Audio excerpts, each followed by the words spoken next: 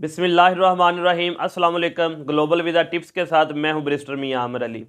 आज की इस वीडियो में मैं आपको बताऊंगा कि किस तरह से आप मलेशिया का ई वीज़ा खुद अप्लाई कर सकते हैं। मैं आपको कंप्यूटर स्क्रीन के ऊपर स्टेप बाय स्टेप ये चीज़ समझाऊंगा कि किस तरह से आप मलेशिया का विज़िट वीज़ा ऑनलाइन खुद अप्लाई कर सकते हैं और वो वीज़ा आपको 1 से 2 दिन में मिल जाएगा। जैसा कि आप लोग जानते हैं कि मलेशिया का विज़िट वीज़ा अप्लाई करने के 2 तरीके हैं। पहला तरीका है स्टिकर वीज़े का, जिसमें आप सारे डॉक्यूमेंट जो है वो ड्रॉप बॉक्स में जमा कराते हैं और आपको स्टिकर वीज़ा मिलता है। उसके ऊपर भी मेरी ऑलरेडी वीडियो है, अगर किसी ने ये देखना हो कि किस तरह से मलेशिया का स्टिकर वीज़ा हासिल किया जाता है तो डिस्क्रिप्शन में मैंने उसका लिंक दिया है, वो वहाँ पर जाकर देख सकता है। लेकिन इस वीडियो में मैं बात करूँगा किस तरह से आप मलेशिया के लिए ई वीज़ा अप्लाई कर सकते हैं, विज़िट वीज़ा। मैं आपको कंप्यूटर स्क्रीन के ऊपर स्टेप बाय स्टेप ये चीज़ समझाऊंगा कि आप खुद किस तरह से मलेशिया का वीज़ा अप्लाई कर सकते हैं। सबसे पहले तो उसके लिए आपको कुछ डॉक्यूमेंट्स चाहिए, जिसमें आपका स्कैन पासपोर्ट, पिक्चर्स, इसके अलावा आपका होटल रिजर्वेशन और टिकट की रिजर्वेशन। ये सिर्फ 3-4 चीज़ें चाहिए। इसके अलावा आपका डेबिट क्रेडिट कार्ड चाहिए जिस जहाँ से पेमेंट हो सके। ये 4 चीज़ें चाहिए सिर्फ मलेशिया का ई वीज़ा अप्लाई करने के लिए। जैसे ही आप वीज़ा अप्लाई करेंगे 24 टू 48 आवर्स आपको वीज़ा मिल जाएगा। मैं आपको कंप्यूटर स्क्रीन के ऊपर ये चीज़ स्टेप बाय स्टेप समझाऊंगा, तो आपने गौर से देखनी है और इस तरह से आप खुद वीज़ा अप्लाई कर सकते हैं। आपको किसी भी एजेंट के पास जाने की ज़रूरत नहीं है। तो चलिए चलते हैं कंप्यूटर स्क्रीन के ऊपर। लेकिन उससे पहले मेरी एक रिक्वेस्ट है आपसे कि आप मेरे इस चैनल को ज़रूर सब्सक्राइब करें, बेल आइकन के बटन को भी क्लिक करें, ताकि इमिग्रेशन से मुतल्लक, ट्रैवल से मुतल्लक और वीज़ा से मुतल्लक जितनी भी अपडेट्स हैं वो आप लोगों तक पहुँचती रहे। तो चलिए चलते हैं कंप्यूटर स्क्रीन के ऊपर। ये हमने ओपन की है मलेशिया की ऑफिशियल वेबसाइट। यहाँ पर आप देख सकते हैं ई वीज़ा पोर्टल लिखा हुआ है। वहाँ पे क्लिक करेंगे तो ये एक नया इंटरफेस आपके सामने आ जाएगा। इसमें आपके सामने ये 2 ऑप्शन हैं, आई एम न्यू अप्लाई और उसके बाद रिटर्निंग यूज़र के। अगर तो आपने पहले से लॉगिन किया हो, आपने रजिस्ट्रेशन की हुई है, तो फिर आप रिटर्निंग के ऊपर जाएंगे। जैसा कि मैं नया हूँ तो इसलिए फिर मैं क्लिक करूँगा आई एम न्यू। इसके बाद ये अगला इंटरफेस खुल गया है। यहाँ पर आप अपनी सारी डिटेल देंगे, जिसमें नाम, एड्रेस, पासपोर्ट नंबर और ये सारी मैं डिटेल दूंगा, लेकिन इसको मैं हाइड कर दूंगा क्योंकि ये यूट्यूब की कम्युनिटी गाइडलाइन के ख़िलाफ़ है, उसके साथ मैच नहीं करता। तो इसलिए ये इंटरफेस मैंने आपको दिखा दिया है। तो आप अपना सारा इसमें बायोडाटा दे सकते हैं, जिसमें डेट ऑफ बर्थ है, एड्रेस है, सिटी है, फ़ोन नंबर, ईमेल और उसके बाद पासवर्ड देने के बाद आप इसमें नीचे ये जो लिखा हुआ है TQ3A27 और इसके बाद आप रजिस्टर पर क्लिक कर देंगे। क्लिक करने के बाद ये आपको ओके का मैसेज देगा और उसके बाद कहेगा कि ये आपकी अगर डिटेल कन्फर्म है तो आप इसको एक्सेप्ट कर लें। डेट कन्फर्म करने के बाद आपको एक्सेप्ट करेंगे तो ये इसके बाद आपको दिखाएगा thank you user successful registered और इसके बाद कहेगा कि हमने आपको ईमेल सेंड कर दी है। अब आप ईमेल में जाकर उसको एक्टिवेशन कर लें। तो जैसे कि मैंने अपनी मोबाइल पर ईमेल है खोली हुई है, तो मैं यहीं से उसको एक्टिवेट कर दूँगा।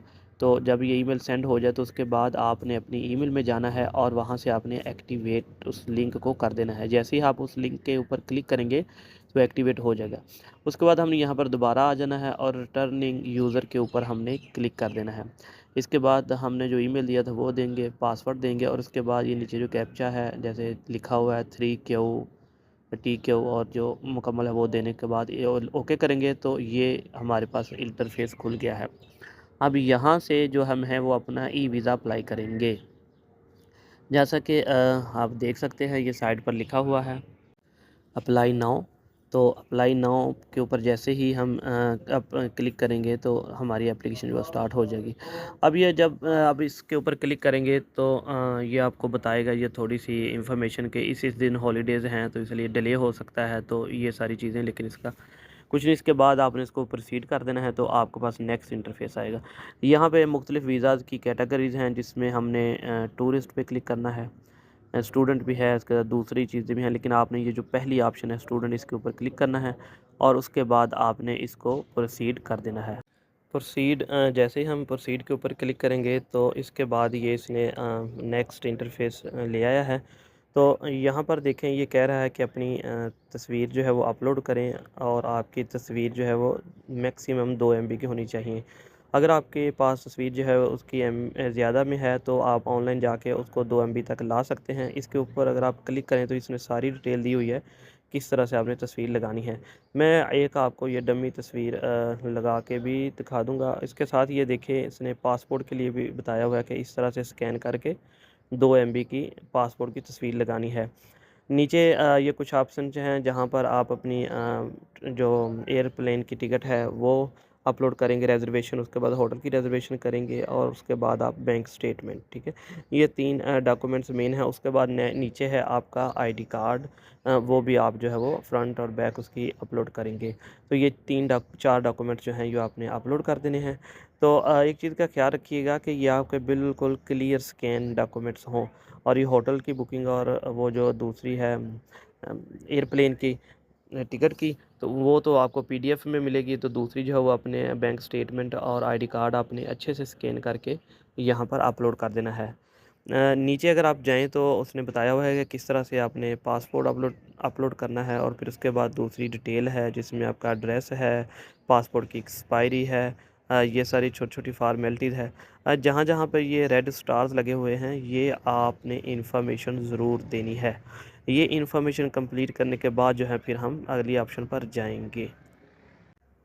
अगर आप कुछ गलत इन्फॉर्मेशन दे दें तो आप दोबारा उसको ठीक भी कर सकते हैं, वो भी ऑप्शन उसके अंदर मौजूद है। तो इसलिए आपने बिल्कुल भी नहीं घबराना। ये बहुत ही आसान सा उन्होंने इंटरफ़ेस और बहुत ही आसान सा ये फॉर्म ऑनलाइन दिया हुआ है, जिसे आप फ़िल करके ई-वीज़ा अप्लाई कर सकते हैं। स्टेप बाय स्टेप यहीं वेबसाइट के ऊपर इसने बताया हुआ है कि कैसे पासपोर्ट अपलोड करना है, इस तरह के बैंक स्टेटमेंट आपने करनी है, नाम पता इस तरह लिखना है, तस्वीर आपने वाइट बैकग्राउंड वाली इस तरह से देनी है। अगर आपके डॉक्यूमेंट्स 2 MB से ज़्यादा हैं तो ऑनलाइन जाकर आप उसे कंप्रेस कर लें। आप वहाँ पर लिखें कंप्रेस इमेजेस, तो वहाँ पर आपको वेबसाइट्स मिल जाएगी, वहाँ पर आप कंप्रेस करके उसको 2 MB में ले आएँ। ये सारी डिटेल देने के बाद जो है फिर हम चले जाएँगे नेक्स्ट के ऊपर। ठीक है। अच्छा, एक चीज़ का आपने और ध्यान रखना है कि आपकी बैंक स्टेटमेंट जो है वो 7 दिन से ज़्यादा पुरानी ना हो। आपने लेटेस्ट बैंक स्टेटमेंट निकलवा कर वो साथ लगानी है, ठीक है? उसके बाद हम ये सारे डॉक्यूमेंट्स अपने सबमिट कर देंगे। सबमिट करने के बाद जब हम दोबारा लॉगिन करेंगे तो आप देख सकते हैं यहाँ पर वो मेरी एप्लीकेशन दिखाएगा कि ये आपकी एप्लीकेशन न्यू एप्लीकेशन है। ये अभी तक प्रोसेस में नहीं गई, क्योंकि इसलिए नहीं गई कि मैंने इसकी सारी डिटेल अभी तक नहीं दी, लेकिन सिर्फ वो दिखा रहा है कि ये आपकी एप्लीकेशन आ गई है। जैसे ही मैं इसकी सारी डिटेल दे दूँगा उसके बाद मैं इसकी पेमेंट भी कर दूँगा। मैं आपको बताता चलूँ कि पेमेंट के 2 तरीके हैं, आप ऑनलाइन भी कर सकते हैं। इसके अलावा आप अभी मेट्रो बैंक में जाकर जमा कराकर वो रसीद भी अपलोड कर सकते हैं। वो अपलोड करने के बाद जब आप उसको ओके करेंगे, प्रोसीड करेंगे, तो आपका यहाँ पर वीज़ा प्रोसेसिंग आ जाएगा। जैसे ही वीज़ा प्रोसेसिंग आएगा आपका प्रोसेसिंग का टाइम स्टार्ट हो जाएगा और 1 से 2 दिन में आपको वीज़ा मिल जाएगा। ज़्यादातर वीज़ा जो है वो 24 आवर्स में मिल जाते हैं। बहुत शुक्रिया।